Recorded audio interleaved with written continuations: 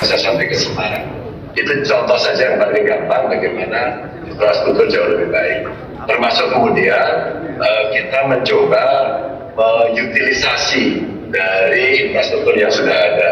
Umpama ketika kemudian banyak pelabuhan dibangun, ketika kemudian banyak bandara dibangun, maka kecepatan ekonomi kita makin tinggi karena perpindahan barang dan manusia lebih cepat.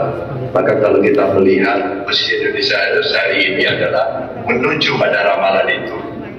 Tapi menuju pada ramalan itu bukan berarti mulus-mulus saja, seperti seolah-olah kita sedang balapan sepeda karena saya cyclist gitu. Ada saja selalu yang mengganggu. Pungli masih ganggu, korupsi masih mengganggu, lalu kemudian birokrasi yang ribet masih mengganggu.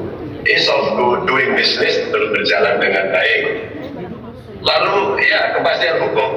Hari ini saya kira problem bisnis ini mesti agak didekatkan dengan bagaimana penegak hukum. Ketika saya berbicara dengan banyak investor, pengusaha, rata-rata mereka bertanya kepada saya, oke, Indonesia sudah memberikan banyak sekali insentif, perubahan-perubahan, penata regulasi, tapi kalau kemudian penegakan hukumnya belum ya, Anda akan memperlambat diri Anda sendiri. Kira-kira seperti itu, dan mereka akan memindahkan ke tempat lain.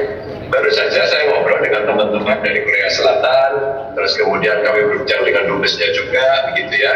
Kita ngobrol bagaimana investasi yang ada di Jawa Tengah itu masuk dari Korea Selatan. Ada satu pabrik cukup besar namanya KCC Glass. Nah, mereka sudah harus berproduksi nanti di April. Tapi ada infrastruktur yang mesti kita siapkan. Maka kemarin dengan Pak Menko, kami bicarakan, Pak Menko, tolong dong jadinya dipercepat.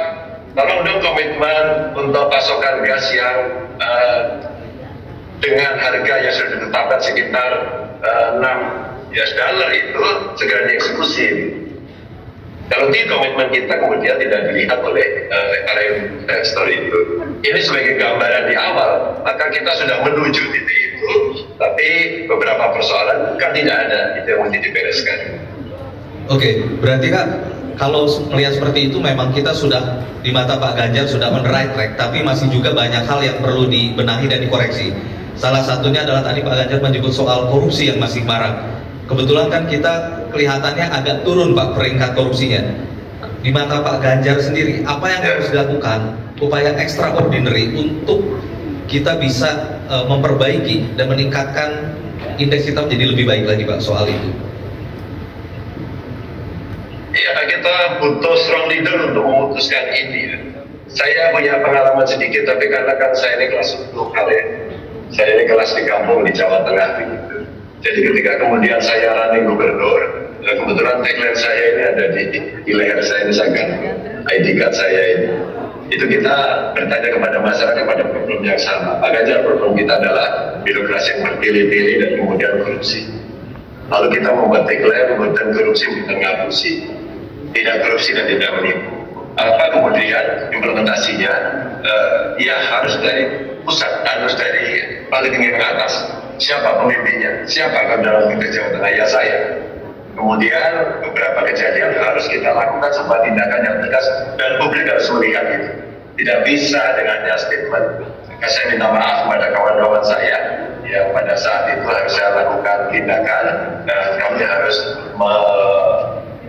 mencopot 2 kepala dinas saya dan kemudian terindikasi terlibat korupsi, dan kemudian publik yang lain akan melihat bahwa serius ini level kepala dinas saya dicopot dengan indikasi korupsi gitu ya. Terus kemudian ini berlanjut ke layanan publik yang lain. Maka kemudian extraordinary yang mesti dilakukan ya penguatan lembaga penegak hukum khusus yang menangani korupsi. Tidak bisa tidak. Kalau kita berkompromi lagi pada sosok seperti itu, maka kita pelan-pelan akan kembali pada posisi yang buruk. Dan hari ini memang posisi lagi tidak bagus. Maka saya kira menjadi PR Pak Jokowi hari ini untuk menuntaskan itu, dan sudah tidak suka mau tidak mau penguatan pada lembaga penegak hukum ini ya betul-betul mesti didorong. Saya kira berharap betullah kita pada power masing-masing pimpinan di aparat penegak hukum itu untuk mereformasi diri, maka di kejaksaan, di kepolisian, kemudian di KPK, termasuk nanti endingnya yang ada di peradilan. Oke Pak Ganjar, Kemudian tadi Pak Ganjar menyebutkan bahwa